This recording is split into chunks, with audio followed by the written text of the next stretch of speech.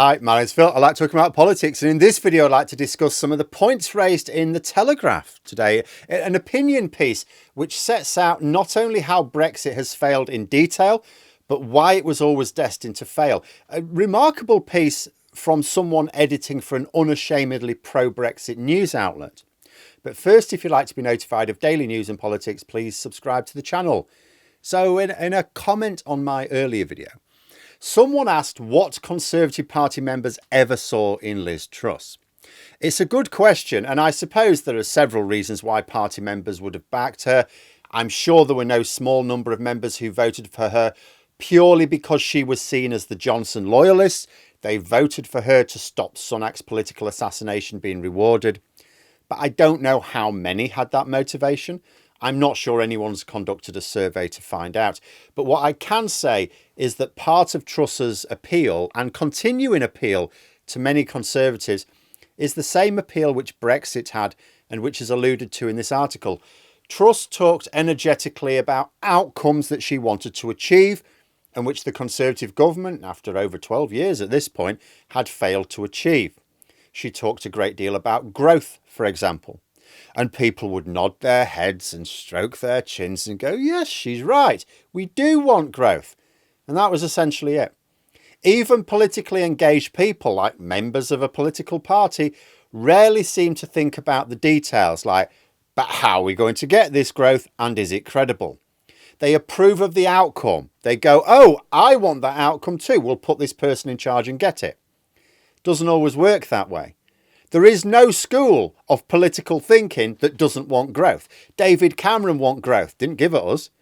Theresa May wanted growth. Boris Johnson wanted growth. Liz Truss did want growth. We didn't get it. Rishi Sunak wants growth, not getting it.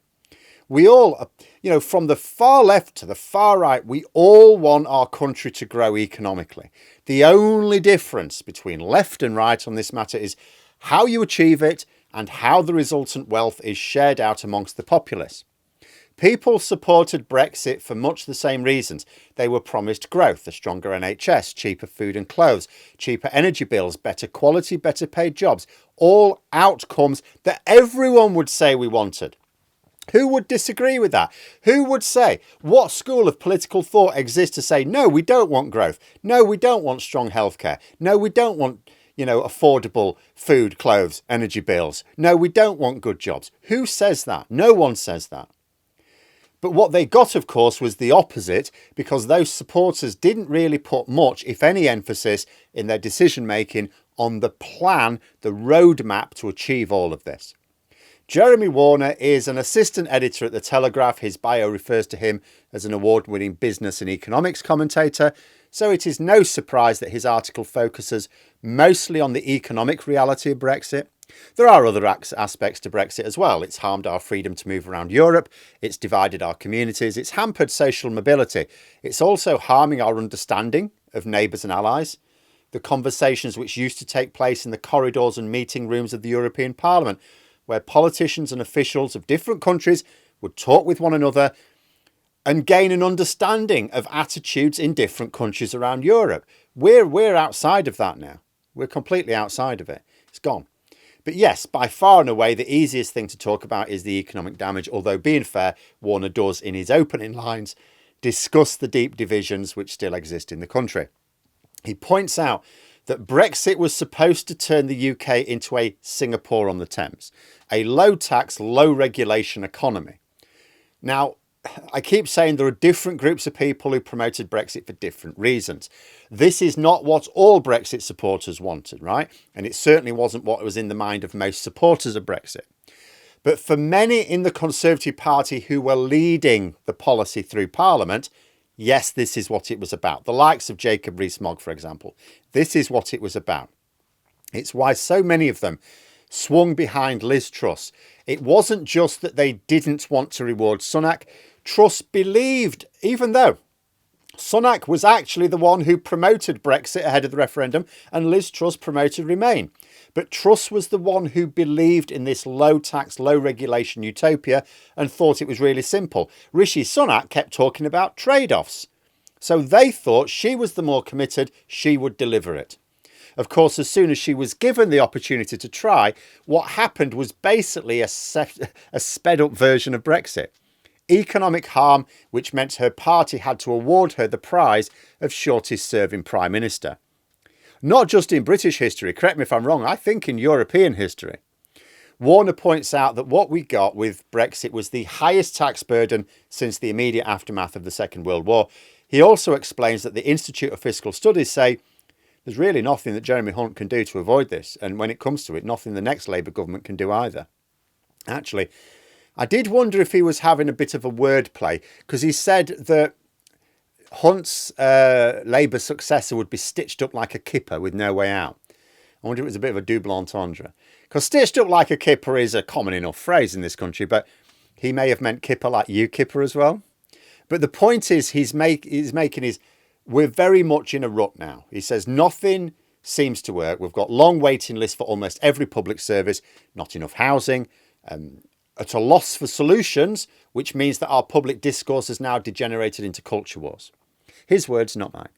And although there are parts of the article where I think he's trying to make excuses a little, he nonetheless gets to the heart of what's gone wrong. He shows sympathy towards Truss in complaints about, the civil service, but nonetheless points out that she is talking paranoid nonsense. She blamed the OBR, but she wouldn't even let the OBR say anything. She blamed the Bank of England, yet if they hadn't acted as they did, we'd have had an actual run on the pound, he says.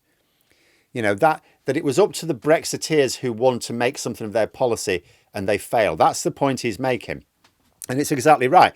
Theresa May tried to form a cabinet which was balanced between Leavers and Remainers.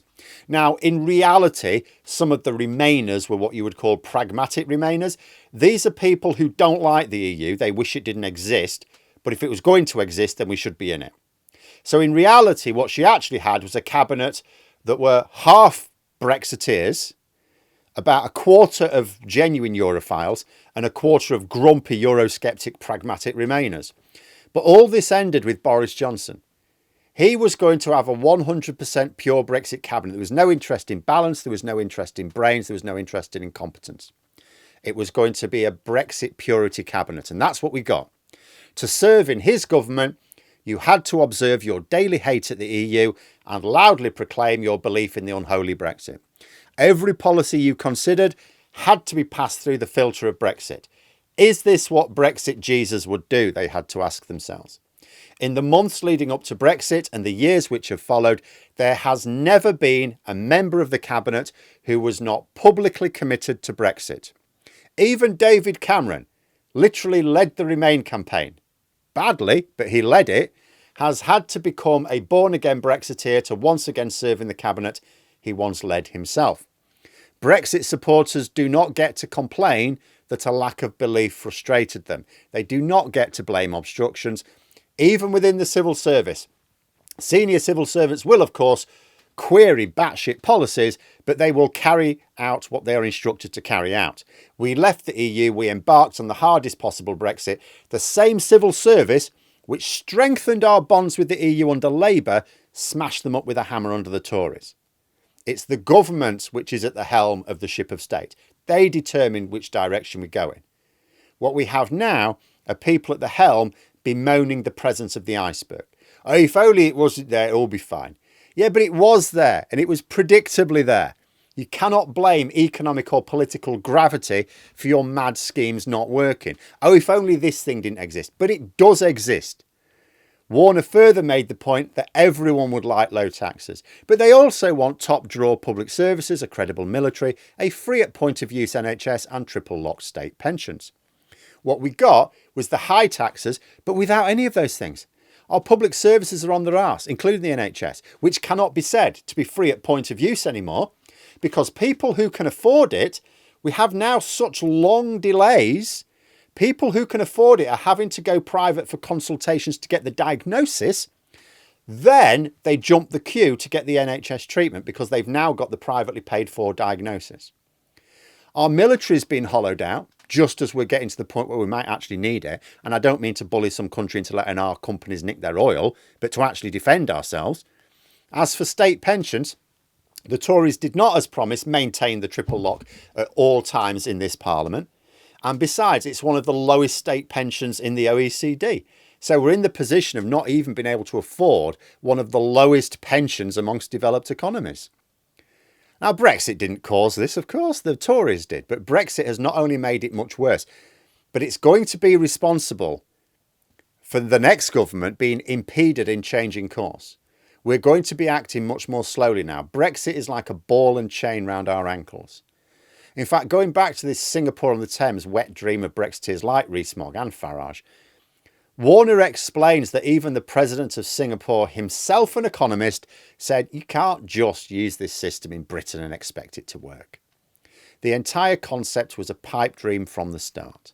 You know, the article is a long one and unusually for a Brexit piece in the Telegraph, full of facts to back up the claims being made. Although it's an opinion piece, it's not just expressing opinions, it's saying this is my view and this is why I have my view. And this makes it both heartening and despairing at the same time. Heartening because it shows that outlets like this are willing to evaluate Brexit. They don't just blindly bow down to it. They are willing to say, well, let's have a look at it, shall we? Albeit in an opinion piece written by an assistant editor. But it's despairing because this is one of the most frank accounts of Brexit you will read in a pro-Brexit paper. It's very detailed. It gets right to the point. It sets out very clearly exactly what the problems are. It doesn't waffle on about notions of what the country should be. It doesn't go into subjective areas. It drills down exactly to the issues, you know, what the problems are, what caused them, how those problems will continue. What it did not do, however, was suggest solutions. Now, you could argue this is because it's much easier to identify problems and solutions, but the author of this piece has not been lazy. It's a detailed article. So it could also be, maybe it's because there aren't any obvious solutions at all, and there are none which can be applied within the short-term span of a single parliament. Because if there's one thing that political editors are always full of, it's ideas about what should be done. Everyone in the political media, whether professional journalists or accidental gobshites like me, all think we know what should be done. So it is a little dispiriting to read such a carefully thought through article that draws a complete blank on this. But there we are. Those are my thoughts. Let me know yours in the comments below. Hope you found the video interesting. If you did, please click the like button. And if you'd like to support the channel further, the join button for memberships. And until next time, I'll see you later.